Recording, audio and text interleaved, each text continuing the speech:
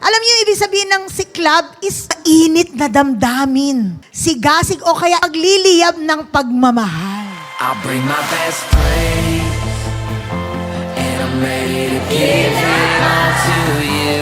I'll bring my whole heart, and I'm ready to pour it out on you. Kung ikaw kabataan ka pa, enjoy mo yan.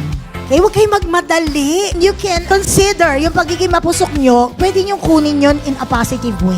Yung choices mo ngayon, yung ginagawa mo ngayon, yaan ang magdidikta ng kinabukasan mo. Your decisions today, maunawaan mo, they will determine your future. Okay? You cannot blame other people for your own actions. Do the things that you love to do, but never without responsibility. Kung nag-aaral kayo ngayon, mag-aral kayong mabuti. Kung hindi kayo nag-aaral ngayon, mangarap kayo na makapag-aral ulit. Hindi ka man nakakapag-aral dahil wala kakayanan yung magulang mo di, do something. Huwag kang pumayag. Pursue mo yung dreams mo. Huwag kang pumayag na hindi ka makapag-aral, okay na.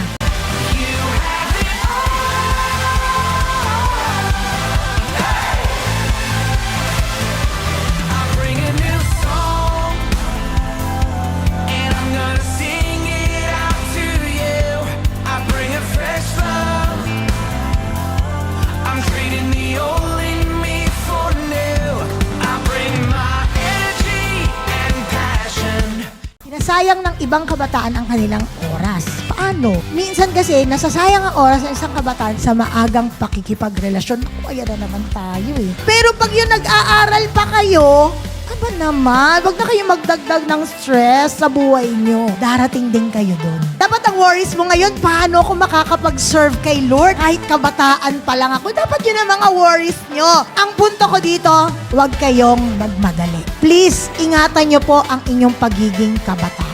Pagiging kabataan, it is the most enjoyable time of your life. Placing God at the center of your life. So, alam nyo, you can enjoy your youth life or you can regret it when you become adult. Parang sasabihin mo na, sayang, sana nung kabataan ako, nag-aral akong mabuti.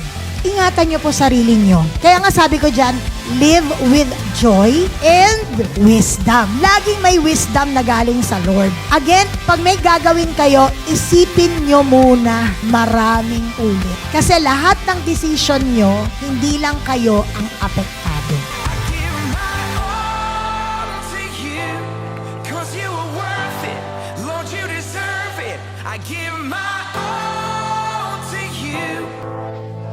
You can embrace your being youth with passion. Pero always remember, you were made for a purpose. Lahat ng inyong gagawin, it has significance in the eyes of God. Mahalaga sa Kanya ang bawat desisyon na gagawin mo. Mahalaga sa Diyos ang bawat detalye ng buhay mo. Hindi lang siya concerned sa kung ano ka ngayon, but in your future. Kung gusto niyo maging mainam ang buhay ninyo in the future, choose what is right.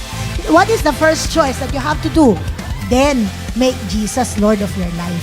So, it's a matter of choice. Again, your life as a youth is but temporary. When you live your life with joy and wisdom, you can make a lasting legacy. What legacy are you leaving?